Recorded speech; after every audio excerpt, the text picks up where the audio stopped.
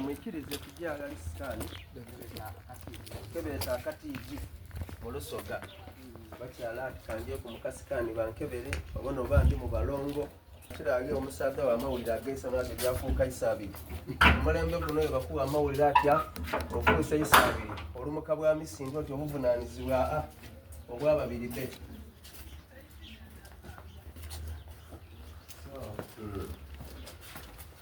bino ebyuma byaife ebya scan ebyuma byaife ebikola ku KTV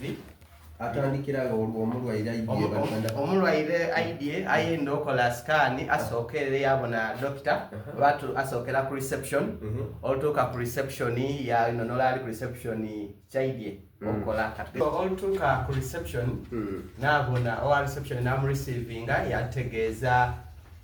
namubuuza obuzibu bwalina yamutegeezako obuzibu bwalina olumala twamusindika mu triage yabanga abonaku nansi takingaku measurement okupimaku ka pressure okukeberaku omubiri n'ebindi okupimaku obuzito bw'omuntu n'ebindi ebitekinga mu triage olumala yamusindikayo omusawo so omusawo nabona obuzibu bwe buli okuba okumwinonola then yamusindika muki musikani abe bali abakyala bano ab'embuto natugeza avuye ku idwaliro lya gavumenti bamusindike ekola KTV kubona omwana ali mu mbeera kinti neeyo yene lo olutuuka afuna omukisa era olutuuka ku reception yajja abona ku midwife olumala yamuleeta bamusindika n'okola KTV yayaganawo akola KTV gwe tweta sonographer yabanga akola ki amukolaku bulungi sa KTV kaife kano ka scan kakola ebintu bingi ino katugeze kakebera abakyala ab'amabunda tukebera kyetweta scrotal scan ensigo abaami okutegeera era kasa KTV kaife kano kakebera amadoko kyetweta thyroid tulina ebyuma ebikola ku ebyo then era kabanga kakola ku bano era n'abaami abaani abakyebigemagana mu lubuto byonna tika abakyala b'amabunda bonka ayo omuntu era yena yaza okebera yena asobola okukola ki okebera then kano kakebera mu bakyala so kano tukeeta transvaginal kakola transvaginal scan so tukambazaako akapiira katugeza omukyala aba n'obulumi wansi eyo twataako kayingira mu bulungi kaba kasobola okuba kakebera obukabona obuzibu obuliyo wansi eyo kyova mwakasongola muti kyova bakasitwakasongola tuti so n'omulimu gwako mukavaaza akapiira amaze akapiira bulungi then twatandika okukola ki okebera eno bakebera nga omukyala awona mala abali kubona abalungi akantu kano batukobye nti kakebera mu bamaama bakavaaza akapiira bati bakata A4 kakebera singa omukyala aba alina obuzibu ngaye bo tebasobola kubona na maiso gaibwe okutegeera ki ekirukuluma omukyala waife oba mukaire waife bakozesa akantu kano okuba nga kazuula mangu obulwadde bwaba alinabwo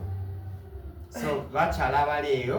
service eno bayinza okubatubaidinga era tibagindi aito nokubategeeza nti kuna Mutumba Community Hospital eri ate ni akasente katono ino konka tati anti kona kamuweeramu beti kona still omusaba akola n'obwegendereza kuba nti ali kikola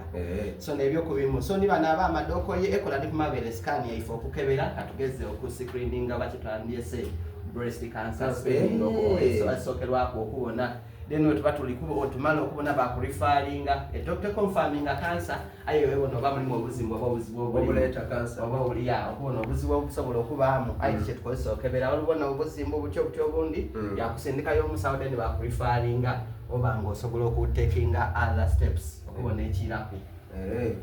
buti omusawo wale gaba omusawo wale waba olumala okola wano wale yakola report ya printing waba ng'osobola okufuna result sido buti awo kitwala ibanga kyokufuna results kisinziira ku mama condition gyalimu ayikyendi nti dakiika ekinene inasatu oba omaze okuba okoze eki nga buli kimu kiwulire ate kino kikola ki eno gundi ya dento ekola ku maino kino ekyuma kiyaka twatwano so tulina also dental services so donna tubanga tubikola ku bulungi abenda root canaling abenda okwoza amaino gaibwe kanagaliko ebintu ebyayira gakola ki